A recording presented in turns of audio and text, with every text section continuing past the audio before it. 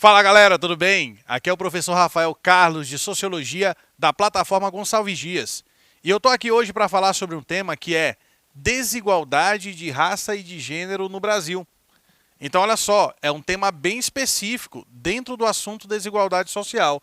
Vou repetir para você: desigualdade de gênero e de raça no Brasil. Aproveita, já pega o caderno, caneta, lápis, marca-texto para você anotar e deixar em destaque as dicas que eu vou te passar nesse conteúdo, nessa aula de hoje, ok?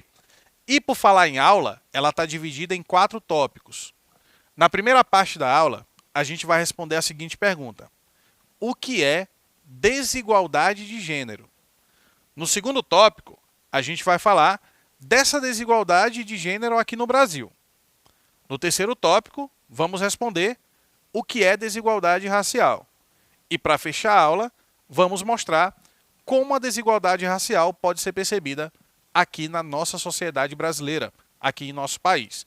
Beleza? Então são esses 4 tópicos e a gente começa a aula respondendo a seguinte pergunta: afinal de contas, o que é desigualdade de gênero? E eu te digo, a desigualdade de gênero é um fenômeno social que acontece quando ocorre a discriminação e ou preconceito com outra pessoa por conta de seu gênero, seja ele masculino ou feminino. Como vocês sabem, e é notório na sociedade, a gente vive numa sociedade onde há um certo quê de visão masculina sobre o mundo. Isso faz com que, em alguns contextos e situações, as mulheres sejam discriminadas. Inclusive, em alguns setores do mercado de trabalho isso acontece. E isso mostra para nós, na prática, observando a sociedade, o que seria a desigualdade de gênero, ok? Essa discriminação é observada principalmente no âmbito profissional, no que diz respeito às questões relativas ao trabalho e ao mercado de trabalho também. Exemplo, acontece de pessoas do gênero feminino com salários inferiores aos de pessoas do gênero masculino serem facilmente perceptíveis aí no mercado de trabalho. As pessoas cumprem a mesma função, elas têm a mesma profissão, mas aí a pessoa do gênero feminino ganha menos, ganha um salário menor do que a pessoa do gênero masculino, mesmo que a função seja igual, mesmo que elas tenham a mesma profissão. Também existe discriminação ou desigualdade de gênero quando ocorre a criação de hierarquias. Ei, atenção, toda vez que você olhar a palavra hierarquias, você vai lembrar de relação de poder. Sempre que existe hierarquia, existe relação de poder, ok? Então a criação dessas relações de poder, das hierarquias, especialmente no que diz respeito às tarefas domésticas. E aí eu falo exatamente com a minha querida jovem aluna, né, do gênero feminino, que está aí assistindo a aula de hoje. Você sabe, se você tem irmão, como deve ser muito chato, como é muito chato, que sempre, toda vez, lavar a louça acaba sendo para ti, né? Então existe essa questão da tarefa doméstica, de coisa que menino faz, de coisa que menina faz. Isso mostra a criação de uma hierarquia, de uma relação de poder, onde expressa-se a dominação masculina, né? Eu estou te dando um exemplo bem simples, bem fácil de ser observado. E isso faz com que as tarefas domésticas geralmente caibam às meninas, às mulheres. E os meninos geralmente ficam mais tranquilos ali, jogando seu videogame, assistindo televisão, jogando bola na rua. E eu sei que isso para ti deve ser muito chato. Provavelmente é. Mas é por conta disso.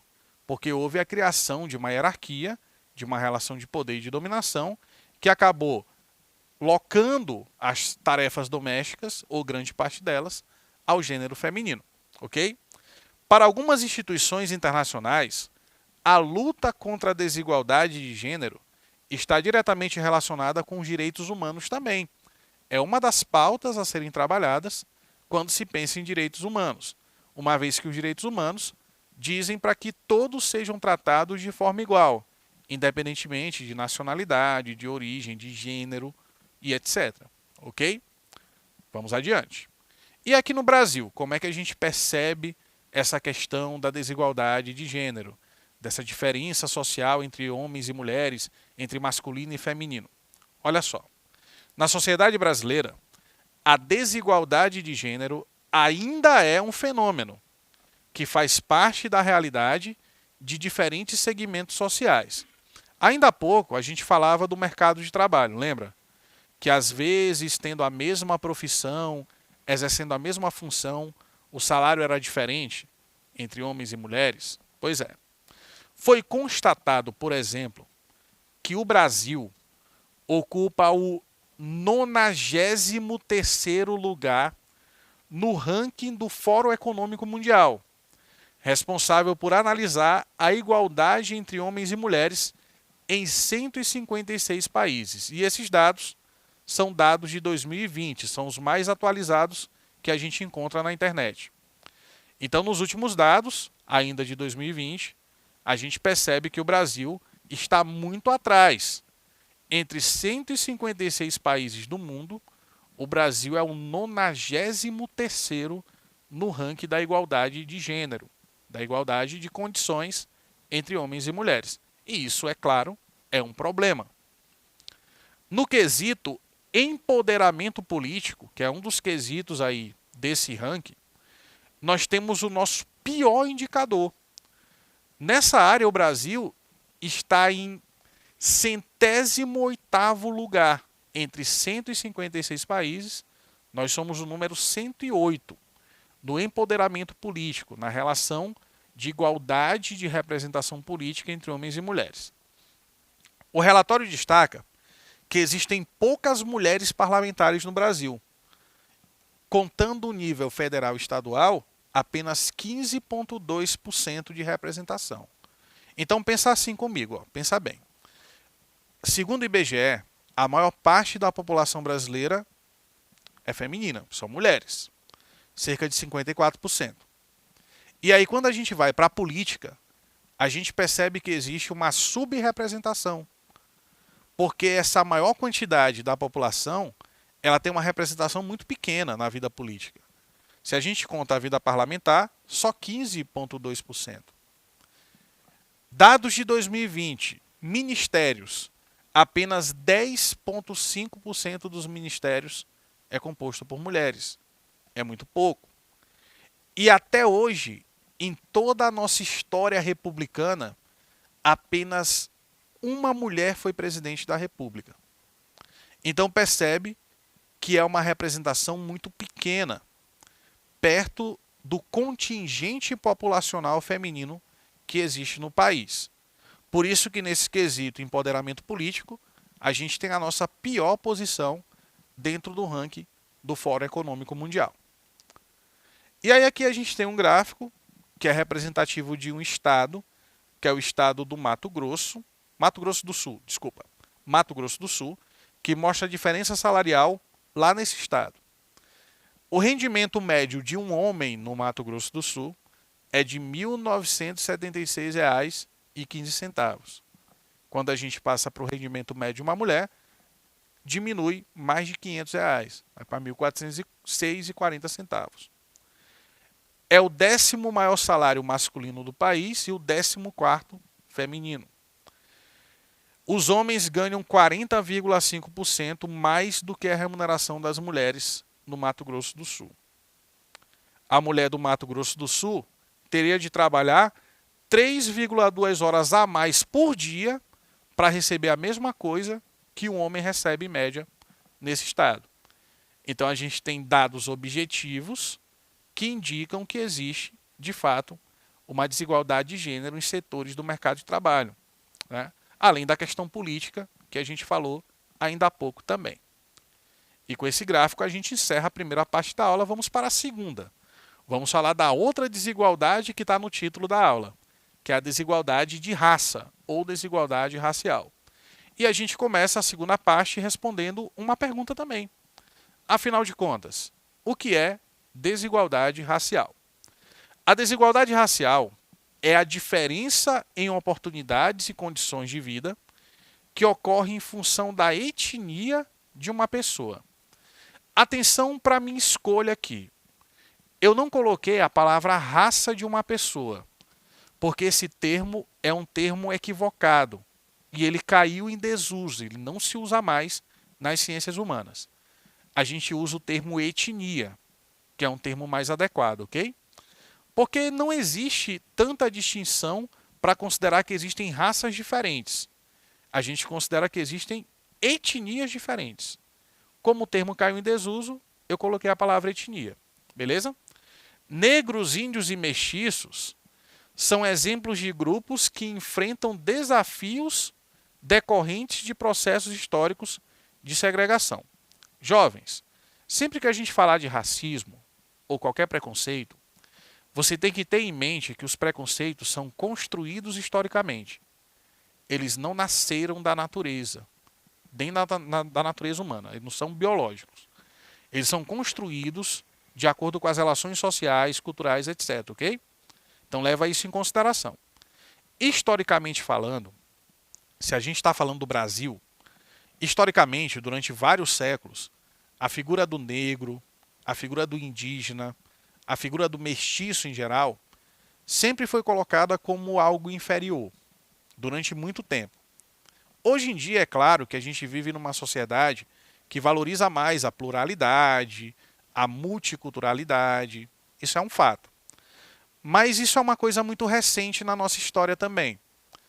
Então, durante a maior parte do tempo que o Brasil é Brasil, desde quando foi descoberto até hoje, houve escravidão, existia ali um processo de inferiorização das culturas nativas, indígenas, e é claro que isso, com o passar do tempo, vai perpetuando uma visão negativa, inferior, sobre esses tipos sociais, esses grupos sociais.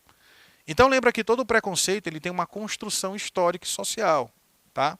E a gente tem que levar isso em consideração quando analisa a desigualdade racial também.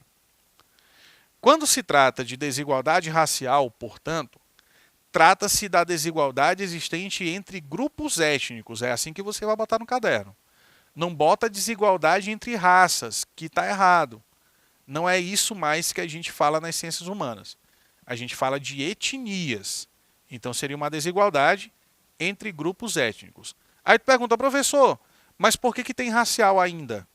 Porque é um termo antigo, né? Então a gente considera o termo antigo de acordo com a perspectiva que é mais recorrente, de hoje, que é chamar de etnia e não de raça. A desigualdade racial é resultado de processos históricos. Lembra que eu falei para ti ainda agorinha? Pois é. Então, tenha sempre isso em mente. A desigualdade racial, o preconceito, são construções históricas, culturais e também políticas, baseadas na crença de superioridade de algumas raças. Você sabe que houve um momento na história onde a própria ciência, de certa forma, legitimava o preconceito racial, estabelecendo a ideia de que existia uma evolução, né, nas raças humanas, entre aspas, nas culturas humanas, entendeu? Então isso acabou sendo legitimado durante um certo tempo. Hoje em dia não é mais. Mas houve um momento na história, no século XIX, começo do século XX, que existia ali uma legitimação, né, científica, intelectual, sobre a questão do racismo. No Brasil, a escravidão é o episódio cujas consequências são mais explícitas em relação à desigualdade racial. Então, como a desigualdade racial é fruto de um processo histórico, a gente tem que encontrar na história da nossa sociedade esse momento onde o racismo acabou se consolidando como prática comum, como algo que era até tolerável e aceitável durante muito tempo.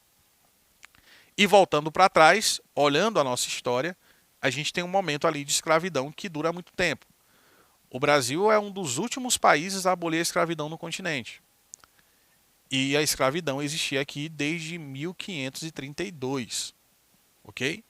De 1532 até 1888, existia formalmente a escravidão no Brasil. Se você somar aí, são mais de 300 anos, certo? Então, o Brasil tem 500 e poucos anos, 522 vai fazer. E durante mais de 300, houve escravidão. Então, é claro que, obviamente, pelo processo de construção das relações sociais, quem é escravo acaba sendo inferiorizado. E quem foi escravo foram os negros, foram os africanos, as diversas etnias que foram trazidas da África, comercializadas na costa africana, inclusive muitas vezes compradas de outros grupos africanos, escravizados por eles lá, nas disputas territoriais, étnicas, etc., e que eram trazidos ao Brasil para trabalhar nas lavouras de cana-de-açúcar, primeiramente. Então isso tem a ver com a nossa história, com a construção do país, das relações sociais. E por isso que até hoje a gente tem alguns respingos, alguns resquícios daquele momento e de toda a visão sobre sociedade e tipos humanos que, com o passar do tempo, a gente estabelece no país. O Brasil é um dos países mais desiguais do mundo. Assim como a questão da desigualdade de gênero é muito acentuada, a desigualdade racial, infelizmente, também é um problema muito comum, muito intenso aqui em nosso país.